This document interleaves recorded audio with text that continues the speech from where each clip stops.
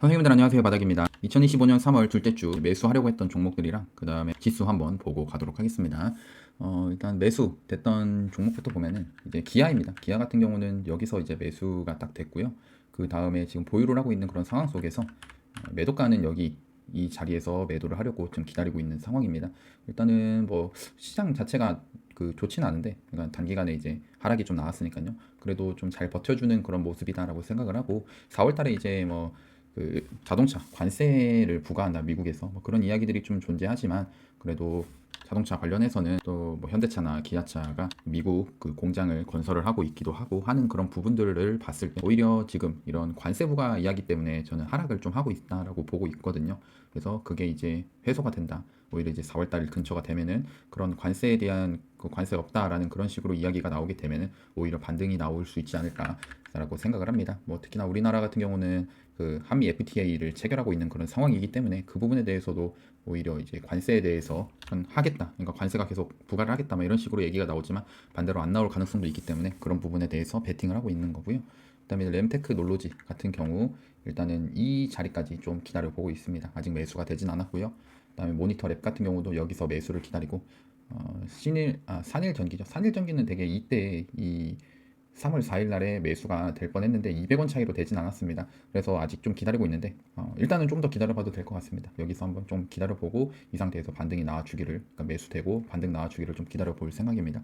한국 무브넥스 같은 경우도 여기 저번에 얘기했던 것처럼 이 51선과 200일선이 겹치는 그런 자리이기 때문에 이 자리에서는 뭐 매수를 받아볼 수 있겠다라고 말씀을 드렸고, SP 시스템스 같은 경우도 뭐 이게 51선, 200일선이 겹치는 그런 자리이기 때문에 이 자리에서는 매수를 받아볼 수 있겠다라고 말씀드렸습니다. 아직 매수가 오진 않았고요. 좀 기다려 볼 만하고, 제일 일렉트릭도 여기 매수가 근처가 200일선 근처입니다. 아직 오진 않았는데 저기까지 오기를 좀 기다려 봐도 될 것 같고요. 전진건설 로봇 같은 경우는 좀 아쉽게도 취소를 좀 해야 될 것 같습니다. 이때 이제 개파락하면서 조금만 더 내려왔으면 매수가 됐을 텐데 아쉽게도 매수가 되진 않았고요. 그래서 얘는 좀 빼고, 그 다음에 카카오페이 같은 경우 이 자리도 마찬가지로 200일선 이 닿는 그런 구간이기 때문에 하락을 하더라도 이런 자리에선 지지를 받을 것 같다라는 식으로 보고 이제 기다리고 있습니다. 그래서 일단은 신규 종목보다는 이제 보유하고 있는, 그러니까 기다리고 있는 종목들이 많기 때문에 좀 기다려 보려고 하고요.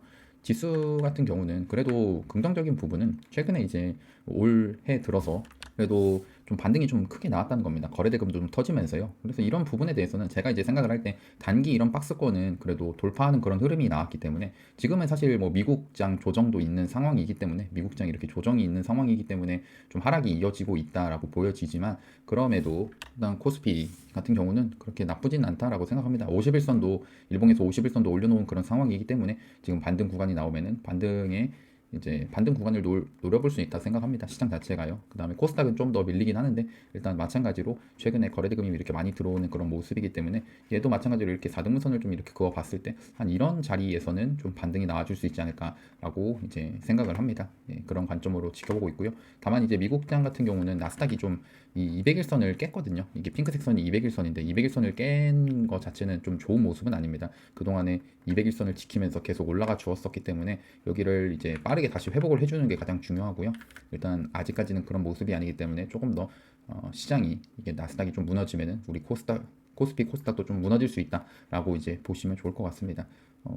일단 지금 자체로는 단기적인 반등은 한번 노려볼 수 있는 그런 자리다라고 보시면 될 것 같고요. 이슈적으로는 다음 주에도 이제 CPI 지표 발표도 있고, 결국에는 이제 금리 인하에 대한 그런 부분들이 언제 나오냐, 이게 시장의 관건인데, 계속 이제 관세 이야기, 그러니까 트럼프가 이제 관세를 부과하겠다라고 하는 것들이, 이 관세 부과가 결국에는 이 물건의 가격이 상승을 하는 그런 요인이 됩니다. 그러니까 물가가 상승을 하는 거죠. 그럼 그 물가가 상승을 했을 때 이 연준에서는 금리 인하를 하기 위해서는 물가가 2%대까지 낮춰져야, 그러니까 유지가 되어야 된다라고 했는데, 지금 서서히 지금 물가가 다시 오르고 있는 상황입니다. 뭐 그거에 대해서는 그동안에 사실 이 국내 시장을 치면 그렇고, 주식 시장으로 보면은 미국은 제조업이나 이런 부분들, 특히 뭐 주식으로만 쳤을 때 미국 주식은 계속 잘 갔죠. 그러면은 우리도 주식 시장이 이렇게 상승장일 때는 이게 돈이 되게 계속 벌리는 그런 상황이죠.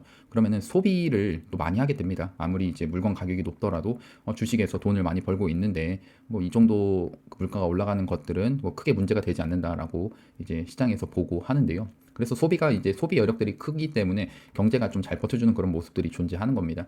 그러면서 이제 물가가 상승을 하게 되는 거죠. 근데 지금 상황에서는 이제 이런 주식도 좀 이렇게 꺾이는 그런 모습들이 좀 발생을 하면서 또 그동안에 상승을 했던 물가 자체가 많이 금리 인상을 한 거에 비해서 많이 안 떨어졌다라고 또 보여지기 때문에 작년에 있었던 이런 주식 그런 부분들 때문에 이제 물가가 상승한 요인이 있으니 이제 금리 인하가 쉽게 되지 않는다라는 게 지금 시장에서 지금 받아들여지는 그런 모습이고요.